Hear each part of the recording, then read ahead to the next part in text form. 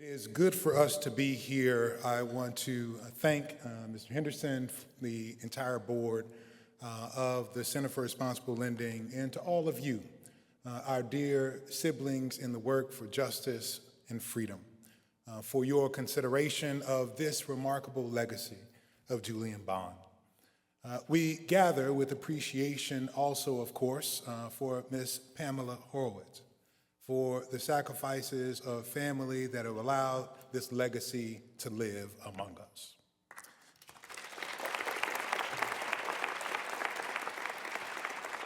We bring you greetings on behalf of the staff, the family, the community, the board of the Children's Defense Fund, working to build communities so young people grow up with dignity, hope, and joy.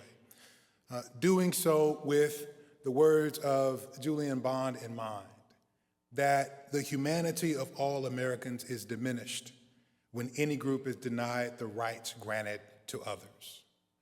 Recognizing in partnership with the center that young people are more likely to be poor, more likely to be hungry, more likely to be malnourished in this nation than others. The fight against and the fight to end child poverty and to advance family economic mobility has found us in lockstep with students, with the center, with families all mobilized around this mission that will find life, lift, research, and reward in the Julian Bond Institute. And for this, we give God thanks and praise. We seek to do so as we gather around these tables in a critical moment in our nation's history with critical questions in mind. So I invite you to a posture of prayerful reflection on these questions that meet us in this moment. Join me in a posture of prayer. Dear God and Transcendent One, we come thanking you for this moment, thanking you for this witness, and thanking you for this time. Thanking you for these who see a vision greater than the world we see around us and have come in common purpose to work toward that vision. We come reminded not only by the witness of Julian Bond, but also by the words of agitation that are given to us by one pastoral theologian from his beloved Georgia.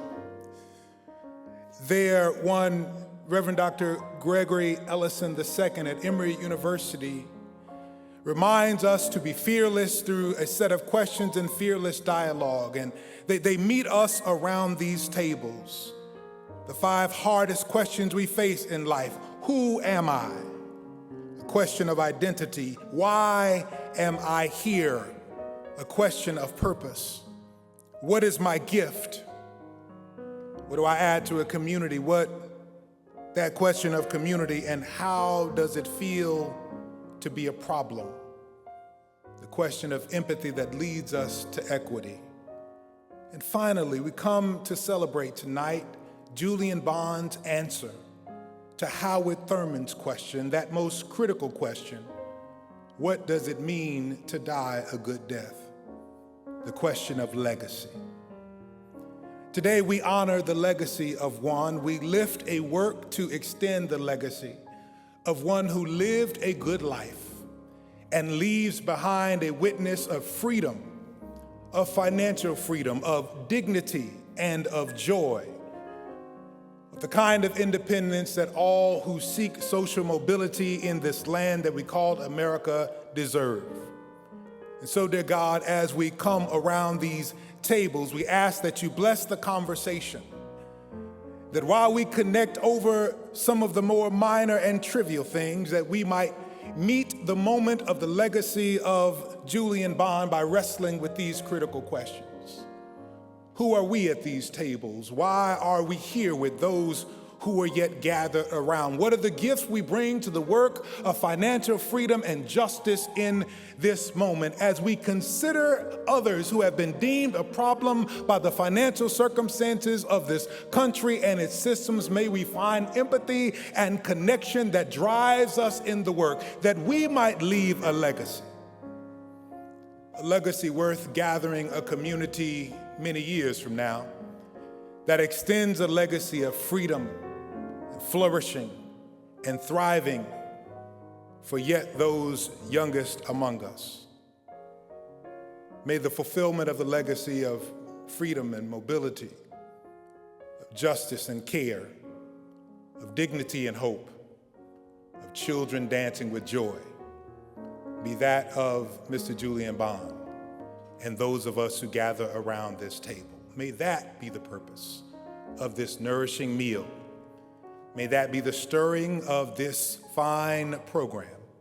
May that be the inspiration that nourishes us in our spirits and our minds, as well as our bodies.